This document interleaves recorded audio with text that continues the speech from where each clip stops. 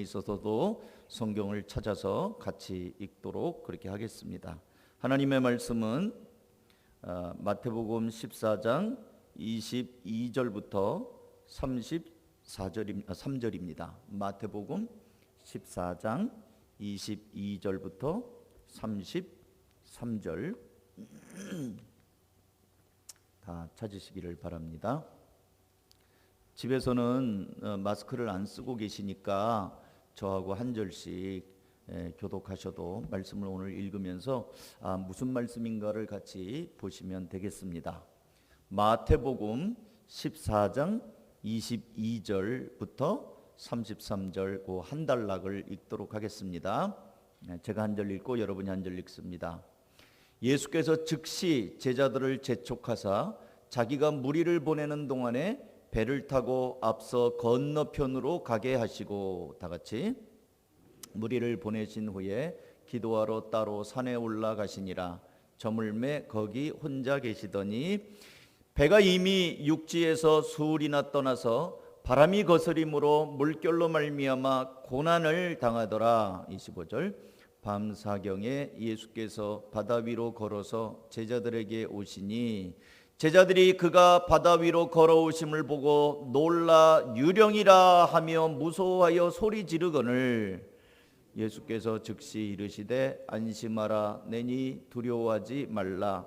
베드로가 대답하여 이르되 주여 만일 주님이시거든 나를 명하사 물 위로 오라 하소서 하니 오라 하시니 베드로가 배에서 내려 물 위로 걸어서 예수께로 가되 바람을 보고 무서워 빠져가는지라 소리질러 이르되 주여 나를 구원하소서 하니 예수께서 즉시 손을 내밀어 그를 붙잡으시며 이르시되 믿음이 작은 자여 왜 의심하였느냐 하시고 배에 함께 오름에 바람이 그치는지라. 다 같이 배에 있는 사람들이 예수께 절하며 이르되 진실로 하나님의 아들이로소이다 하더라.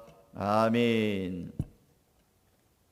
자, 오늘 말씀의 제목은 집에 주보가 없는 분들이 또 있을 수 있으니까요. 뭐 대부분 없죠. 오늘 밴드에다가 주보도 올려놓고 카톡으로도 올려놨습니다만 없는 분들이 뭐 대부분이니까 한번 따라서 해보겠습니다.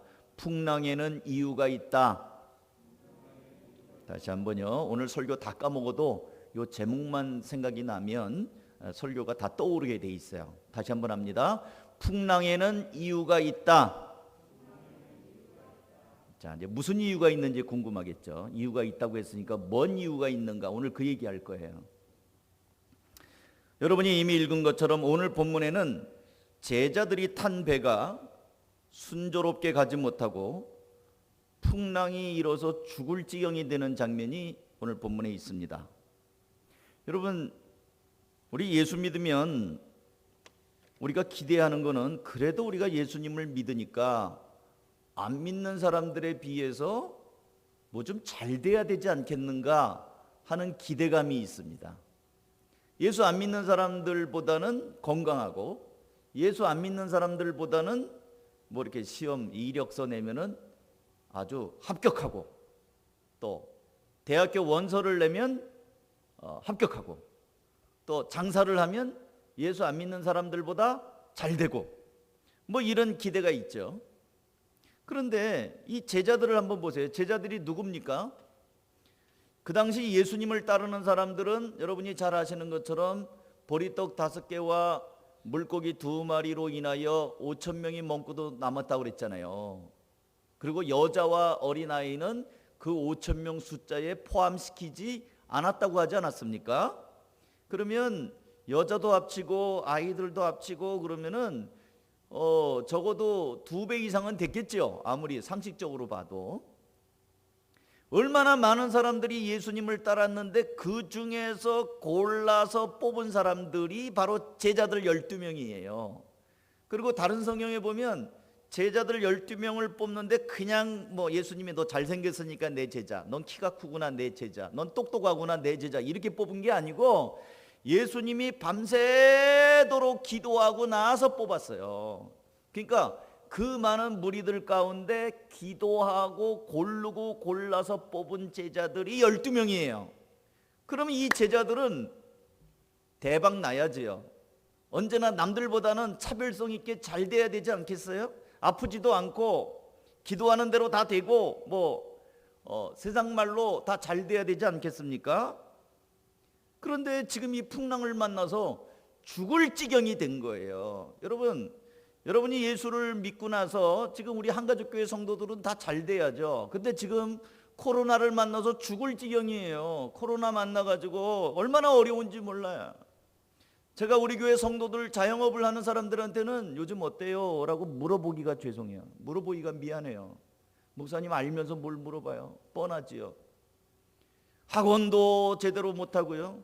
그리고 어떤 사람들이 오는 사업장, 식당이나 이런 것들도 지금 쉽지 않아요. 그런 가운데서 지금 우리가 예수 믿고 교회 다니고 기도도 하고 그런데 왜 이렇게 죽을 지경인가?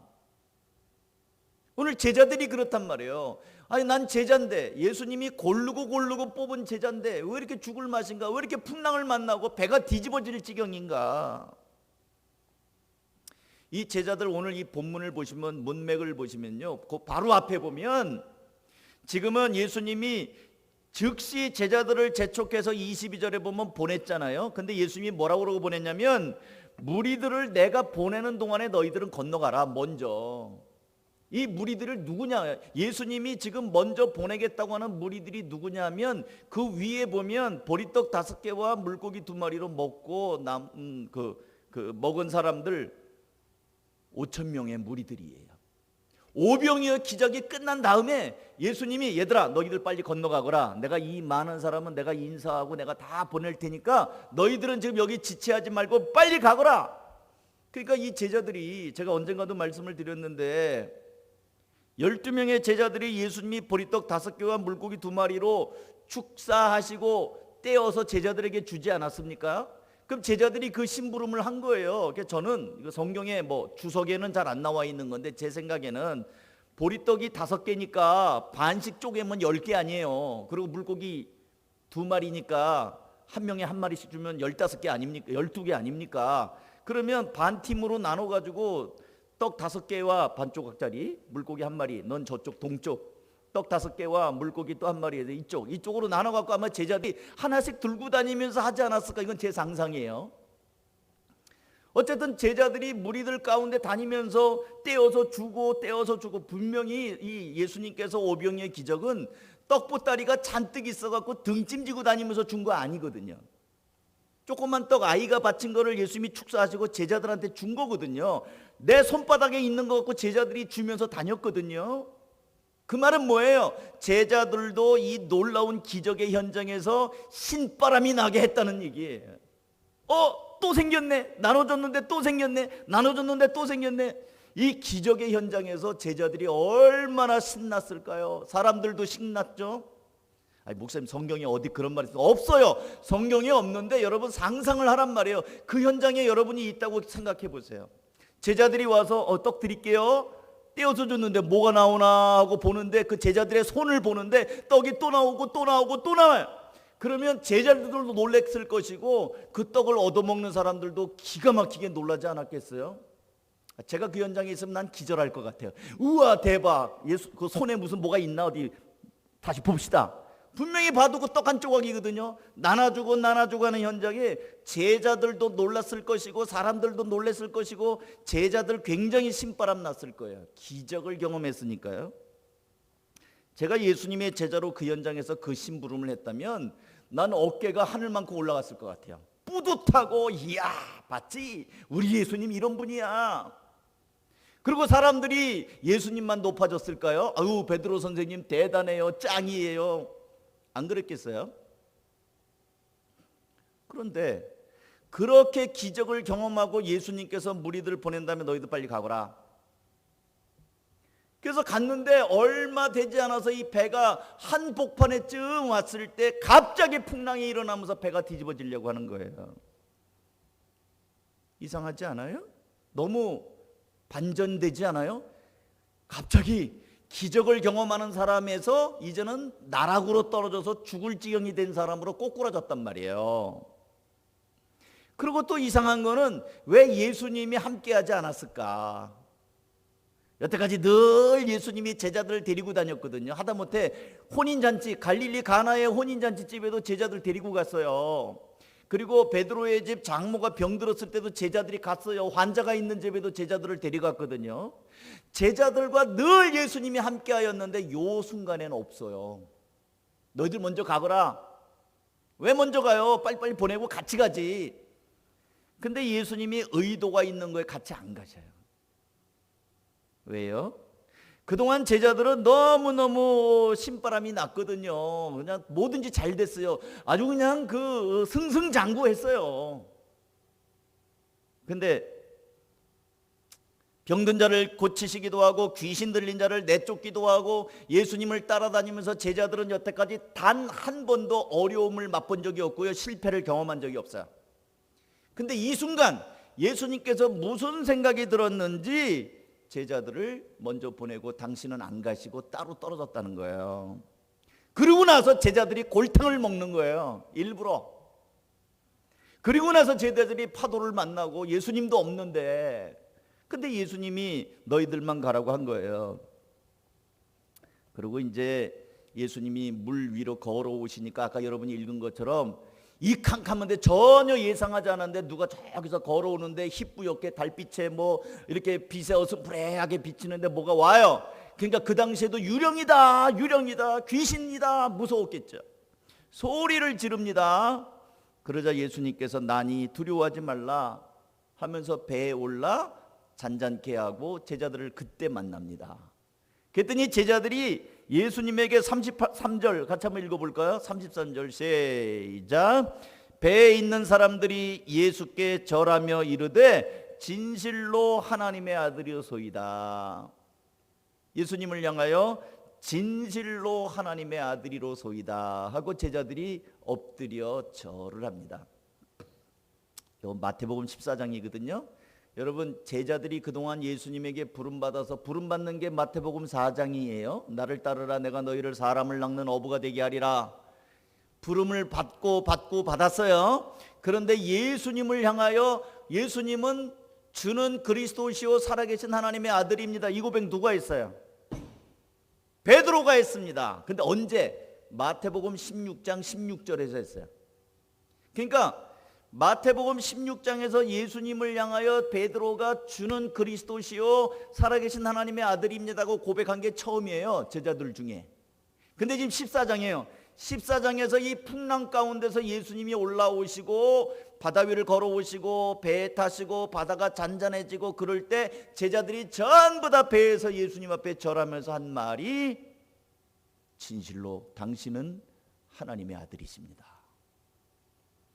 풍랑이 잔잔해지는 그 현장에서 제자들이 예수님을 향하여 당신은 하나님의 아들입니다 라고 비로소 고백을 해요. 이해가 되세요? 다시요. 이제 설교 다 했는데 아직 이해가 안 되신 분들은 다시 생각해 보세요. 그동안 예수님의 제자들은요 예수님을 따라다니면서 신바람만 났어요. 예수님이 병 고치네. 우와. 예수님이 물로 포도주 만드시네. 대박. 예수님이 귀신을 쫓아내시네. 우와. 예수님이 보리떡 5개와 물고기 2마리로 이 많은 사람을 먹이시네. 내가 따르는 예수님이 이런 분이야. 봤지? 으쓱으쓱했습니다. 그리고 또 놀라운 거는 예수님이 오병이어의 기적을 이끌자 사람들이 예수님을 억지로 잡아가지고 임금님을 만들려고 합니다. 그러니까 자기가 따르는 선생님이 임금님이 되면 제자들은 뭐가 되는 거예요? 아니 내가 그동안 열심히 따라다녔다는 사람은 어느 날 대통령 됐어요. 그럼 난 뭐예요? 나는 대통령이 하다못해 한 자리씩 얻을 거 아니에요? 수제자 12명들 12명이면 예수님이 왕이 됐는데 그러면 나는 좌정승 우정승 나는 하다못해 뭐라도 하겠다. 머리가 그렇게 돌아가는 거예요. 그러니까 제자들끼리 서로 견제합니다. 내가 더 예수님하고 친해. 내가 너 예수님에게 공을 세웠지. 예수님 임금되는 일에 내가 얼마나 애썼는 줄 알아? 너 뭐 했어? 나 그때 보리떡 5개와 물고기 2마리 찾아갖고 왔거든. 너 빌립은 머리야 잔머리만 굴리고 뭐 했어? 이러면서 제자들끼리 서로 누가 더 공이 많으냐, 누가 더 예수님과 어떤 높은 자리에 같이 올라갈 거냐, 이런 궁리만 했어요. 제자들끼리. 보다 못한 예수님이 이렇게 말합니다. 마가복음 10장 44절, 너희 중에 누구든지 으뜸이 되고자 하는 자는 모든 사람의 종이 되어야 하리라. 인자가 온 것은 섬김을 받으려 함이 아니라 도리어 섬기려 하고 자기 목숨을 많은 사람의 대속물로 주려 함이니라. 제자들은요, 늘 예수님을 따라다니면서 신나는 것만 경험했어요. 잘 되는 것만 경험했어요. 그러다 보니까 예수님의 인기에 영합해가지고 내가 높은 자리에 올라가야 되겠구나, 내가 높은 자리, 저놈보다는 저 제자보다는 높아져야 되겠다, 내가 도마보다는 베드로보다는 높아져야지.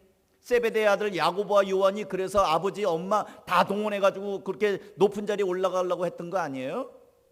주님의 나라에 임할 때 내 아들 하나는 오른쪽에 하나는 왼쪽에 앉게 하여 주십시오. 세베대의 엄마들이 그렇게 한 거 아니에요? 세베대 아들들의 엄마, 야곱과 요한의 엄마가. 그러니까 그런 말을 했다고 제자들이 막 화를 내고 이러니까 예수님이 보다 못해서 내가 온 거는 섬김을 받으려 한 게 아니고 섬기려 하고 도리어 목숨을 많은 사람에게 대속물로 주려고 한 것이다. 못 알아들어요, 제자들이. 그러니까 예수님께서 이제 오늘 이게 교육이에요. 하나님은 우연이 없다는 거 아세요, 여러분? 참새 한 마리도 하나님의 뜻이 아니면 떨어지지 않고요, 돌 한 개도 하나님의 뜻이 아니면 옮겨지지 않아요. 세상에서는 우연이 어떻게 됐다는데 우연 없습니다. 천지 만물을 창조하시고 계획이 있으신 하나님한테는 우연이 없어요. 그러니까 예수님이 제자들을 보내면서 예수님은 안 가시는 거예요. 이 결정적인 순간에 등장하시려고 안 가셔요. 그리고 제자들이 호산복판에서 이 풍랑 때문에 죽을 지경이 됐을 때 예수님이 나타나셔가지고 바람과 파도를 잔잔케 하십니다. 그러면서 제자들이 죽을 지경일 때, 그때 예수님이 바다 위를 걸어오셔서 제자들을 다시 만납니다. 이 본문 이렇게 되고 있어요. 풍랑 가운데 있는 제자들의 마음이 어땠을까요? 예수님은 뭐 하시고 안 오시나, 괜히 우리를 먼저 보내갖고 이렇게 죽을 지경이 되게 만드는 건 아닌가. 처음에는 원망도 했죠. 그런데 계속 풍랑이 일어나니까 경황이 없어요. 이 사람들은요, 잘 되면 자기 탓이고 안 되면 남의 탓을 하는 경향이 있습니다. 근데 예수님이 오셔서 안심하라 나니 두려워 말라고 하신 다음에 그 다음에 이제 배에 같이 올라가서 잔잔케 하셨습니다. 사랑하는 성도 여러분, 그 풍랑 가운데서 제자들은 도대체 이분이 누구시길래 이 바람과 파도가 잔잔해지는가? 그러면서 아까 우리가 같이 읽은 것처럼 배에 있는 사람이 비로소 예수님에게 절하며 이르되 진실로 당신은 하나님의 아들이십니다 라고 고백을 한다는 거예요.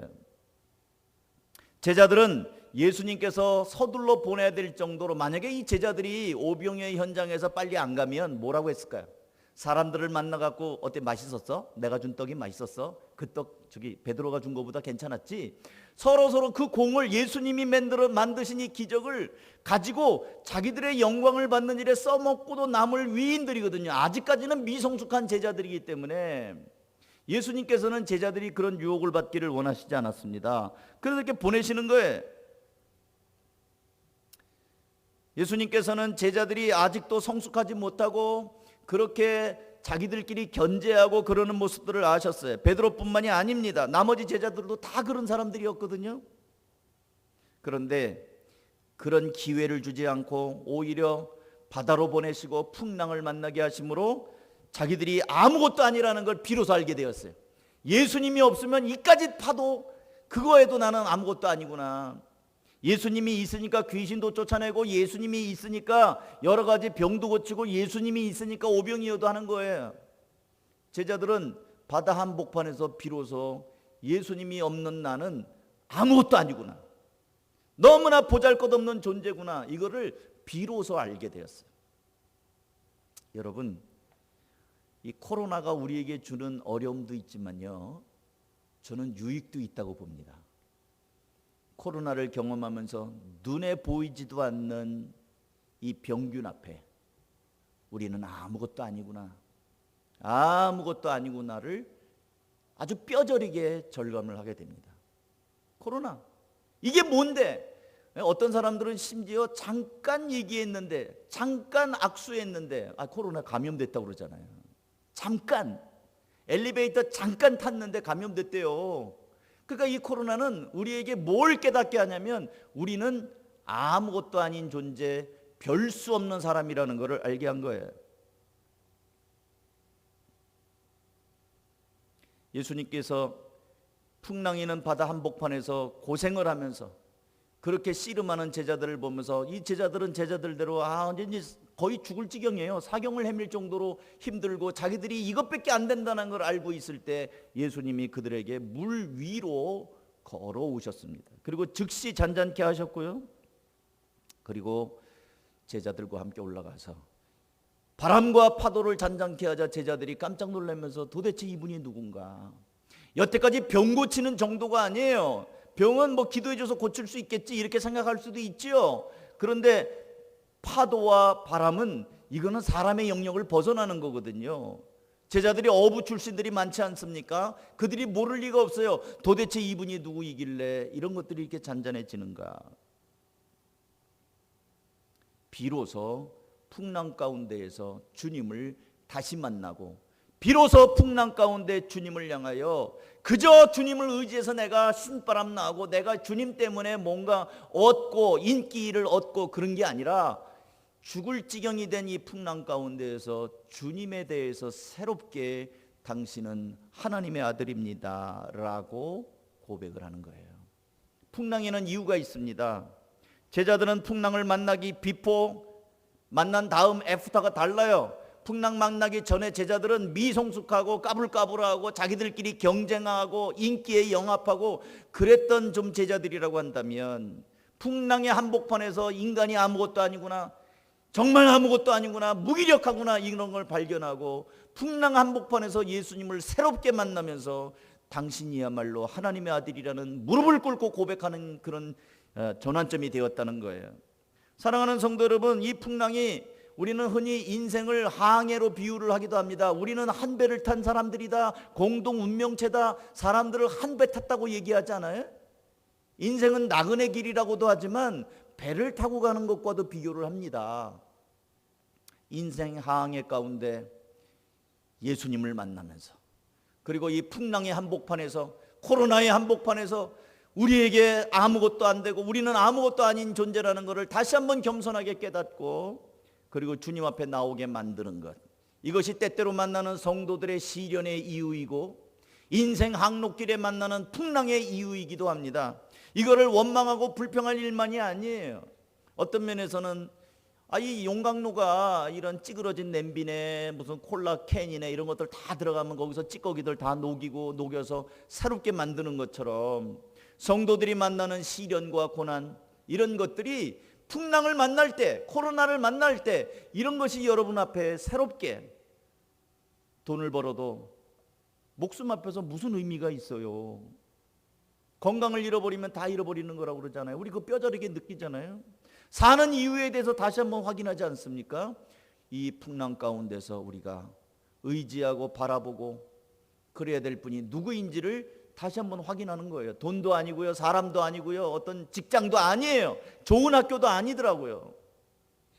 외국의 높은 지위에 있는 사람들도 코로나 감염돼서 죽었다는 이야기를 들었어요. 아무것도 아니에요. 이런 가운데서 우리가 의지할 분은 오직 주님이구나, 주님 한 분밖에 없구나, 이거를 다시 한번 발견하는 것입니다. 풍랑에는 이유가 있습니다. 그것은 하나님을 새롭게 만나게 하려고 하는 하나님의 깊은 계획이라는 것입니다. 시편 23편 1절, 여호와는 나의 목자시니 내게 부족함이 없으리로다. 그가 나를 푸른 초장에 누이시며 쉴 만한 물가로 인도하시는도다. 내가 사망의 음침한 골짜기로 다닐지라도 해를 두려워하지 않을 것은, 사망의 음침한 골짜기 우리 다니기도 해요. 근데 해를 두려워하지 않을 것은 주께서 나와 함께 하십니다. 주님은요, 사망의 음침한 골짜기를 없애주시는 게 아니라 그 현장에 함께 하십니다. 풍랑이는 바다 가운데 주님이 들어오셔서 그 현장에 제자들과 함께 배를 타고 계신다는 거예요. 이 코로나 한복판에 예수님이 저 멀리 계시는 분이 아니라 코로나 때문에 힘들어하는 여러분의 가정, 여러분의 일터, 지금도 우리 교회 비대면으로 예배드리는 이런 상황 가운데서 전파를 타고 인터넷 케이블을 타고 라인을 타고 여러분의 가정들마다 여러분의 휴대폰을 통해서 여러분이 있는 자리 그 현장들마다 이거를 없애주시지는 않았지만 그 현장에 주님이 함께 하신다는 거예요. 이 풍랑 가운데, 이 코로나 가운데, 이 시련 가운데 다시 한번 제자들이 무릎을 꿇었던 것처럼 당신은 하나님의 아들이십니다라고 고백했던 것처럼 옛날에는 없었던 고백, 옛날에는 할 수 없었던 고백, 옛날에는 그저 자기가 그냥 건성건성으로 다녔던 그런 모습에서 새롭게 주님을 만났던 제자들처럼 주님을 정말 심각하게 진지하게 그렇게 만나는 여러분들이 될 수 있기를 주님의 이름으로 축복합니다. 아멘입니까? 우리 잠깐 이제 말씀을 끝났으니까 여러분이 집에 계시면 거실 바닥에 무릎을 꿇으시고 여기 우리 본당에 있는 분도 같이 기도하겠습니다. 풍랑에는 하나님이 나를 미워하신 것도 아니고 하나님이 안 계신 것도 아니고 하나님이 나를 버린 것도 아니고 나를 떠나신 것도 아닙니다. 어떤 면에서는 하나님께서는 나를 더욱더 사랑하시고 내가 이대로 살아서는 안 되기 때문에 나를 인격적으로 만나시기 위하여 내가 주님 앞에 무릎을 꿇고 주의 은혜를 진지하게 경험하는 자리로 나아가게 하기 위하여 하나님께서는 우리에게 개인적으로 만나는 자리를 이렇게 만드셨다고 보는 겁니다. 하나님 그렇다고 한다면 풍랑이는 한복판에서 제자들을 찾아오시고 걸어오셨던 주님, 이 시간에 우리 가정에 찾아와 주십시오. 우리 사업장에도 주님이 찾아와 주십시오. 이 가운데서 주님과 함께 살기 원합니다. 나를 붙잡아 주십시오. 주님 앞에 여러분 결심하고 그런 고백의 기도를 좀 드리면 좋겠어요. 풍랑 가운데에서도 주님이 계신다면 저는 괜찮습니다. 그런 고백 같이 할 수 있기를 바랍니다. 아버지 하나님 감사합니다. 이 시간에 우리 한가족교회 성도들에게 하나님 아버지 말씀을 통하여 풍랑이는 바다 한복판에 주님께서 직접 걸어오시고 두려움을 씻어주시고 제자들의 배에 오르시고 잔잔케 하시는 장면을 보았습니다. 하나님 아버지 그동안 예수님을 믿는다고 하고 따른다고 하면서도 예수님을 향한 인격적인 고백이 없었던 제자들, 우리들도 그 제자들의 모습과 같았습니다. 하나님 이 풍랑 가운데서 잔잔케 하시는 예수님을 보며 당신은 참으로 하나님이신 것을 고백했던 것처럼 하나님 아버지 코로나 가운데에서 우리가 믿고 의지할 분이 오직 주님인 것을 고백하게 하시고 다시 한번 우리의 믿음이 새로워지며 다시 한번 우리가 주님과 더욱더 깊이 친밀한 동행함을 할 수 있도록 역사하여 주시옵소서. 하나님 이 시간에 무릎을 꿇고 하나님의 은혜를 구하는 모든 주의 백성들에게 이 시간에 주님의 보이지 않는 손으로 안수하여 주시옵소서. 주의 능력을 힘입게 하시고 성령으로 용기를 주시고 다시 한번 일어날 수 있도록 하나님 일으켜 주시옵소서. 가정이 변화되게 하시고 저들의 일터가 새로워지게 하시고 하나님 아버지 어려운 가운데에서도 이겨낼 수 있도록 역사하여 주시옵소서. 주님께서 이 코로나의 와중에 우리를 건강하게 하시고 슬기롭게 잘 이겨나갈 수 있도록 힘을 주시옵소서. 축복하고 예수님의 이름으로 기도하옵나이다. 아멘. 우리 모두